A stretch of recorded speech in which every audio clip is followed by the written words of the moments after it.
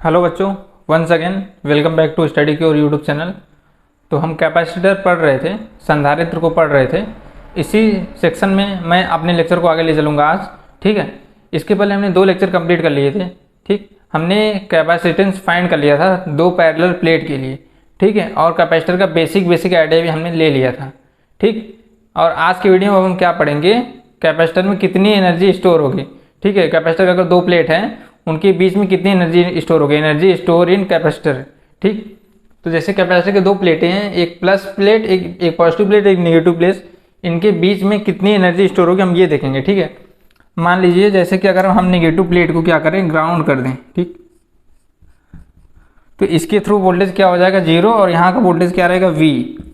यहाँ का वोल्टेज क्या हो जाएगा, 0 हो जाएगा। ठीक है, क्योंकि हमारा जो ग्राउंड है वो चार्ज सिंक है। ग्राउंड को क्या बोलते हैं, चार्ज सिंक। चार्ज सिंक का मतलब क्या होता है बच्चों, यानी इसके अंदर आप कितना भी चार्ज देंगे ये इसे सोख ले जाएगा अपने अंदर। ठीक है, किसी भी प्लेट को अगर आप ग्राउंड से जोड़ देंगे तो उसका पोटेंशियल कितना हो जाएगा बच्चों, 0 हो जाएगा। उसका विभव कितना हो जाता है, 0 हो जाता है। ठीक है, ग्राउंड को चार्ज सिंक माना गया है। ठीक है, ये मान लीजिए ग्राउंड का सरफेस है, इसके अंदर आप जितना चार्ज डालेंगे ये सबको एब्जॉर्ब कर ले जाएगा। इसीलिए हम क्या करते हैं, अर्थिंग करते हैं। अर्थिंग में आप ग्राउंड का यूज़ करते हैं, सभी पार्टिकल को ग्राउंडिंग करते हैं। ठीक है, सभी मोटर या फिर मशीन को की ग्राउंडिंग की जाती है। क्यों की जाती है, क्योंकि ये अनवांटेड करंट को, ठीक है, जिनकी ज़रूरत नहीं होती उसी क्या कर देगा, ग्राउंड कर देगा।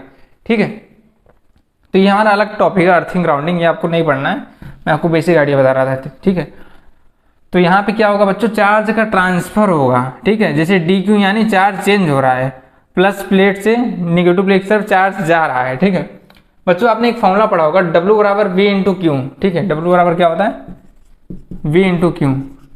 आपने यही तो पढ़ा था, V बराबर क्या होता है, W बाई क्यू। यानी जो इलेक्ट्रिक पोटेंशियल आता था वो पर यूनिट चार्ज को इनफाइनाइट से इलेक्ट्रिक फील्ड में लाने पे किया गया कार्य जो होता है, यूनिट चार्ज पर यूनिट नहीं, उनका वर्क डन हुई इलेक्ट्रिक पोटेंशियल होता है। तो यहाँ से W बराबर निकालेंगे आप तो क्या आ जाएगा, V इंटू क्यू आ जाता है। ठीक है, तो इसी W को हम V इंटू क्यू लिख दिए। ठीक बच्चों, यहाँ डेल्टा V क्या है, ये जैसे यहाँ का वोल्टेज V है और यहाँ का 0 है, अगर आप इसे सॉल्व करेंगे तो V बराबर क्या हो जाएगा, V माइनस 0 हो जाएगा। तो ये डेल्टा V तो निकल क्या है, 2 वोल्टेज के बीच का अंतर, वही क्या है, डेल्टा V है। ठीक, तो यहाँ से हमने डेल्टा V को फाइंड कर लिया है। ठीक बच्चों, आपने एक फॉर्मूला और पढ़ा है, क्या पढ़ा है, Q बराबर C इंटू V। तो यहाँ से V बराबर क्या हो जाएगा, Q बाई C। तो V को हम क्या लिख सकते हैं, Q बाई C लिख सकते हैं। तो हमने V की जगह पर क्या लिख दिया है, Q बाई C रख दिया है। ठीक है, और यहाँ पे DQ है ही हमारा। ठीक, स्मॉल सा चार्ज जो चेंज हो रहा है। ठीक है, उसके बाद देखिए बच्चों, ये चार्ज हमारा कहाँ से, मतलब 0 से Q तक ट्रांसफर हो रहा है, यानी कि चार्ज का ट्रांसफर हो रहा है 0 से Q तक। ठीक है, यहाँ पे हमारा चेंज हो रहा है, ये वेरिएबल है। ठीक है, अब देखिए जब हम इंटीग्रेशन करते हैं, जो चीज़ कांस्टेंट होती है, जो चेंज नहीं होती उसे हम बाहर ले लेंगे। यहाँ पे बच्चों क्या कांस्टेंट है, हमारा C कांस्टेंट है। ठीक है, इसकी C तो बदलू, मतलब ये बदलेगी नहीं, ये चेंज नहीं होगी, तो 1/C को हम बाहर ले लिए। ठीक है, और हमारा वेरिएबल क्या है, मतलब जो चीज़ चेंज हो रहा है, चार्ज हमारा चेंज हो रहा है, DQ यानी चार्ज का ट्रांसफर हो रहा है, चार्ज चेंज हो रहा है। ठीक है, तो हम क्या करेंगे, Q का यही मतलब Q DQ इसका समाकलन कर देंगे। ठीक है, अब देखिए बच्चों, यहाँ पे Q DQ का समाकलन करेंगे आप तो क्या हो जाएगा, Q स्क्वायर बाई 2 हो जाएगा। ठीक है, क्योंकि मैंने पहले बताया था कि किसी नंबर का अगर आप इंटीग्रल कर रहे हैं तो उसके पावर में 1 ऐड हो जाएगी और पावर में नीचे वही पावर आ जाएगी। जैसे अगर मैं बोलूँ x की पावर n का समाकलन क्या होगा, तो आप क्या बोलेंगे बच्चों, x power n plus 1 by n plus 1 हो जाएगा। ठीक है, ये समाकलन हो जाएगा x पावर n का, ये फॉर्मूला भी होता है। ठीक है, तो ऐसे यहाँ Q की पावर में क्या था, 1 था, तो 1 प्लस 1 यानी 2 बाई 2 हो गया। ठीक है, तो 1/C बाहर ही ले लीजिए आप। ठीक है, लिमिट कितनी है, Q से 2 तक। ये क्या निकालना है, W निकालने हैं। अब बच्चों आप पहले से ही पढ़ते आ रहे हैं, जो किया गया वर्क डन है वही क्या होता है, पोटेंशियल एनर्जी होता है। ठीक है, बहुत सारे फील्ड में आप ये चीज़ पढ़ेंगे, जो वर्क डन होता है वो कोई डिफरेंट कॉन्सेप्ट नहीं है, हमारा जो जितना काम करेंगे वही हमारी क्या हो जाती है, एनर्जी हो जाती है। फिजिक्स में आप इस कॉन्सेप्ट को बहुत जगह अप्लाई करेंगे। ठीक है, यानी आप जितना वर्क कर रहे हैं आपकी वो क्या हो जाएगी, एनर्जी हो जाएगी। ठीक, तो यहाँ पे हम जो वर्क डन निकाल रहे हैं हमारी क्या हो जाएगी, U हो जाएगी। ठीक है, तो 1/C हम लिमिट रखेंगे, यहाँ पे क्या रखेंगे, Q से 0 तक, यानी एक बार Q की जगह पे ये बड़ा वाला Q रखना है, एक बार 0 रखना है। तो 0 रखेंगे तो कोई फर्क पड़ेगा नहीं, तो यही वाला हम Q रखते हैं केवल, तो Q स्क्वायर बाई 2 हो जाएगा। तो U बराबर आपका क्या आ गया, 1/2 सी इंटू क्यू स्क्वायर ऐसे लिख सकते हैं आप, ठीक है। यानी क्यू स्क्वायर बाई 2c कितना लिख सकते हैं आप, क्यू स्क्वायर बाई 2c। ये आपका क्या आ गया, इलेक्ट्रिकल पोटेंशियल, सॉरी ये एनर्जी स्टोर इन कैपेसिटर है, यानी कैपेसिटर में कितनी एनर्जी स्टोर हुई हमने ये निकाल ली, ठीक है। कितना आया आपका, यहाँ मैं लिख दे रहा हूँ, U बराबर आपका क्या आया है, क्यू स्क्वायर बाई 2c। बच्चों आप एक चीज़ और पढ़े हैं, Q बराबर क्या होता है, आपने क्या पढ़ा है, Q बराबर C इंटू वी तो पढ़ा है ना, तो हम Q की जगह पे C इंटू वी रख सकते हैं क्या, तो यहाँ पे रखिए आप C इंटू वी का होल स्क्वायर बाई 2c। तो C इंटू वी है ये ना, तो ये क्या हो जाएगा C square V square by 2c। तो यहाँ से क्या क्या कैंसिल हो रहा है, ये इससे कट गया, तो आगे आपका U बराबर कितना आ गया, हाफ सी वी स्क्वायर। तो एक फॉर्मूला ये भी हो गया, ठीक है, U बराबर हाफ सी वी स्क्वायर। ये एक एनर्जी आपकी ये निकल के आ गई, ठीक है, एक एनर्जी आपकी ये निकली थी, ठीक है। यही सेम फॉर्मूला है ये, बस लिखने का वे अलग है, रास्ते अलग है दोनों के, ठीक है। यानी इस रूप में इसे ये लिखे हैं, इसे इस रूप में लिखे हैं, ठीक है। तो हमने क्या निकाल ली, कैपेसिटर की दो प्लेटें थी ऐसे ऐसे करके, पहली प्लेट ये दूसरी प्लेट है, इनके बीच में कितनी एनर्जी आएगी वो आपने स्टोर करके देख ली, कितना आ रहा है, क्यू स्क्वायर बाई 2c आया और क्या आया, हाफ सी वी स्क्वायर, दोनों सेम ही है, ठीक है। तो आप ये लिख सकते हैं, इसका आप स्क्रीनशॉट ले लीजिए बच्चों, ठीक है। ये इंपॉर्टेंट है, इसमें न्यूमेरिकल भी आता है कभी कभी फॉर्मूले बेस पे, ठीक है। यानी कि कभी कभी फॉर्मूला मतलब क्वेश्चन दे देगा, सी और वी की वैल्यू दे देगी, आपको पूछ देगा कि इनके प्लेट में कितना एनर्जी स्टोर होगा, आपको वो बताना रहेगा। तो आप इस फॉर्मूले से आराम से एनर्जी निकाल सकते हैं, कितनी एनर्जी स्टोर हुई है, ठीक है। तो आशा करता हूँ आपको ये समझ में आया होगा, आप इसका स्क्रीनशॉट ले लीजिए, फिर हम आगे देखेंगे और कुछ कॉन्सेप्ट, ठीक है। अब बच्चों आगे हम क्या देखेंगे, हम देखेंगे कनेक्शन ऑफ कैपेसिटर, यानी कैपेसिटर का कनेक्शन आप कैसे करेंगे, ठीक है। अभी आपने इसके पहले क्या देखा, कैपेसिटर के दो प्लेटों के बीच में कितनी एनर्जी स्टोर होगी, ठीक है। अब देखिए कनेक्शन आप इसके पहले पढ़ चुके होंगे, रेजिस्टेंस का कॉम्बिनेशन, ठीक है, कनेक्शन, या फिर आप यहाँ पे ये भी पढ़ सकते हैं कॉम्बिनेशन ऑफ कैपेसिटर, ठीक है। कनेक्शन पढ़िए जाए कॉम्बिनेशन, ठीक है। तो देखिए दो टाइप के कॉम्बिनेशन होते हैं, ठीक है। पहला क्या होता है, सीरीज होता है, दूसरा क्या हो जाता है, पैरेलल हो जाता है। सीरीज यानी श्रेणी क्रम, और ये क्या है, समांतर क्रम। तो इसके लिए हम फॉर्मूला भी पढ़ेंगे, ठीक है, बहुत सिंपल है ये, मैं आपको 2 मिनट में बता रहा हूँ। आप कैसे जानेंगे कोई दो कैपेसिटर सीरीज में जुड़े हैं, कैसे जानेंगे कैसे कोई दो कैपेसिटर पैरेलल में जुड़े हैं। जैसे मैं आपसे बोलूं बच्चों, ये हमने 3 कैपेसिटर ले लिए, ठीक है, ये C1 है, ये C2 है, ये C3 है, ठीक है। यहाँ से हमारा ये सोर्स है, ठीक, यहाँ से कोई क्यू चार्ज गया अंदर साइड। तो ये बताइए बच्चों, जब इधर से क्यू चार्ज निकला है तो क्या यही क्यू चार्ज C1 कैपेसिटर में जा रहा है, C2 में जा रहा है, C3 में जा रहा है, क्या चार्ज बट रहा है बच्चों, नहीं बट रहा है, क्योंकि यही सेम चार्ज इस कैपेसिटर में जाएगा, फिर वही सेम इसमें भी जाएगा, वही सेम इसमें भी जाएगा। यानी बच्चों C1 C2 C3 तीनों कैपेसिटर में एक ही चार्ज आएंगे, क्यों, ठीक है। तो श्रेणी कॉम्बिनेशन वो कॉम्बिनेशन होता है जहां पे सेम चार्ज आए। जैसे मैं बोलूँ ये हमारा कोई वायर है बच्चों, ठीक है, ये कोई वायर है, ठीक, जैसे मैं आपसे यही बता रहा हूँ, ये क्या है हमारा, ये कोई वायर है, ठीक है। इस वायर में सेम वायर में ही कोई करंट जा रहा है या फिर कोई क्यों आवेश जा रहा है, तो ये एक ही वायर है ना, वायर तो कहीं डिवाइड नहीं हुआ है, तो ये क्या है, सीरीज कॉम्बिनेशन हो गया, ठीक है। जैसे यहाँ पे सेम जा रहा है। अब जैसे आप अगर वो पढ़ रहे थे, रजिस्टर पढ़ रहे थे, तो वहाँ पे क्या था, अलग, जैसे कोई वायर है ये, इसमें अगर आई करंट जा रहा है, अगर ये बीच से कहीं डिवाइड नहीं हुआ है तो ये आई करंट ही ऐसे जाता रहेगा, लेकिन अगर यहाँ नोड आ गया तो ये 2 भाग में बढ़ जाएगा, ठीक है। तो सेम यहाँ भी होगा, बस लेकिन यहाँ पे धारा नहीं, यहाँ पे आवेश होगा, ठीक है।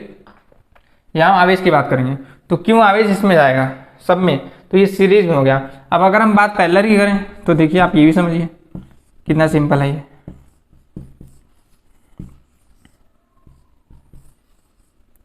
अब देखिए जैसे यहाँ से कोई क्यू चार्ज गया इस साइड अंदर, तो क्या यहाँ चार्ज को 3 रास्ते मिलने जाने के लिए, ये पहला रास्ता, ये दूसरा रास्ता, ये तीसरा रास्ता, तो चार्ज बट नहीं जाएगा, पहले में Q1 हो जाएगा, दूसरे में Q2 हो जाएगा, तीसरे में Q3 हो जाएगा, ठीक है। यहाँ पे क्या हुआ बच्चों, चार्ज डिवाइड हो गया, ठीक है, लेकिन यहाँ पे क्या था, चार्ज सेम था, इसमें सेम था, इसमें डिवाइड हो गया। तो जहाँ पे चार्ज डिवाइड हो जाए अलग अलग नोड में, वो कैसा कॉम्बिनेशन, पैरेलल यानी समांतर कॉम्बिनेशन, और जहाँ पे सभी में सेम चार्ज है वो कैसा कॉम्बिनेशन, सीरीज कॉम्बिनेशन, ठीक है। तो हम एक एक डेरिवेशन लेंगे, पहले हम श्रेणी क्रम के बारे का श्रेणी क्रम का डेरिवेशन देख लेते हैं, ठीक है। पहले हम किसका देखेंगे, सीरीज का। 2-2 मिनट में दोनों हो जाएगा, ठीक है। सीरीज यानी श्रेणी का, ठीक है। यानी हम कोई 3 कैपेसिटर लेके उसको सीरीज में जोड़ देंगे, ठीक है। कौन कौन सा, पहले ऐसे बना लीजिए आप।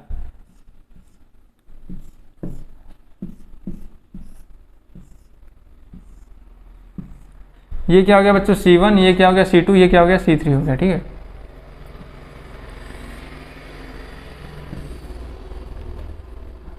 ये भी पढ़ते आ रहे हैं, कैपेसिटर की 2 प्लेट होती है, अगर ये प्लस है तो ये माइनस, ये प्लस है तो ये माइनस, ये प्लस है तो ये माइनस, ठीक है।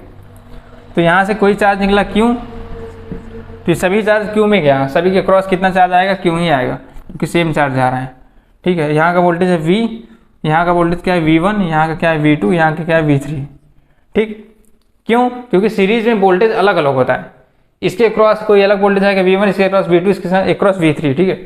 तो V बराबर क्या हो जाएगा बच्चों, V1 plus V2 plus V3, ठीक है। अब देखिए बच्चों, आपने क्या पढ़ा है, V बराबर आपने क्या पढ़ा है, Q/C, ठीक है। V को क्या लिख सकते हैं, Q/C लिख सकते हैं, ठीक है।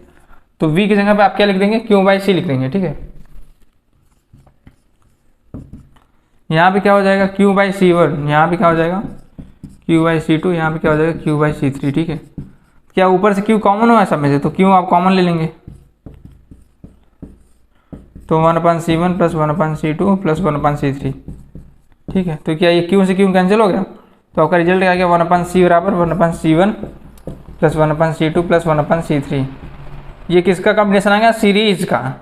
सीरीज में अगर बहुत सारे कैपेसिटर दिए गए हों तो उसका कॉम्बिनेशन क्या होगा, 1/C बराबर 1/C1 plus C2 plus C3। अगर और है 4 है तो C4 C5 C6, अगर n कैपेसिटर है तो 1/CN तक हो जाएगा, ठीक है। ऐसे ये क्या हो गया, कैपेसिटर को सीरीज में जोड़ने का कॉम्बिनेशन हो गया। इसका स्क्रीनशॉट ले लीजिए आप, ठीक है। अब हम क्या देखते हैं, पैरेलल देखते हैं। सिंपल है ये, अगर आपने रेजिस्टेंस पढ़ रखा होगा तो आपको और सिंपल लगेगा ये, ठीक है। बस इसमें क्या है, रेजिस्टेंस का उल्टा होता है। ये फॉर्मूला रेजिस्टेंस में पैरेलल के लिए निकल के आता था, ठीक है। अब हम पैरेलल के लिए देखेंगे, पैरेलल यानी समांतर क्रम के लिए।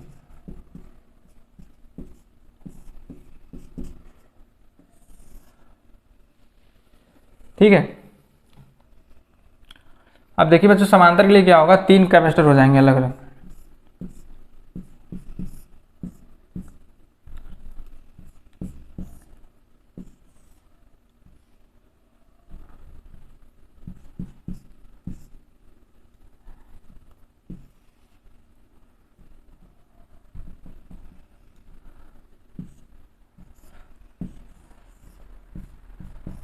ये हमारा समांतर कॉम्बिनेशन हो गया, ठीक है।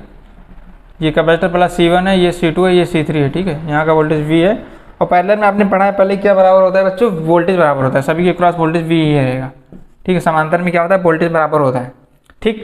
लेकिन डिफरेंट क्या होगा बच्चों, सब में चार्ज डिफरेंस आएगा। जैसे यहाँ से Q चार्ज गया अगर अंदर, तो इसमें क्या आएगा, Q1 आएगा, इसमें क्या आएगा Q2 आएगा, और इसमें क्या आएगा Q3 आएगा, ठीक है। चार्ज डिफरेंस है, एक प्लेट प्लस है एक माइनस है, एक प्लस है एक माइनस है, एक प्लस है एक माइनस है, ठीक।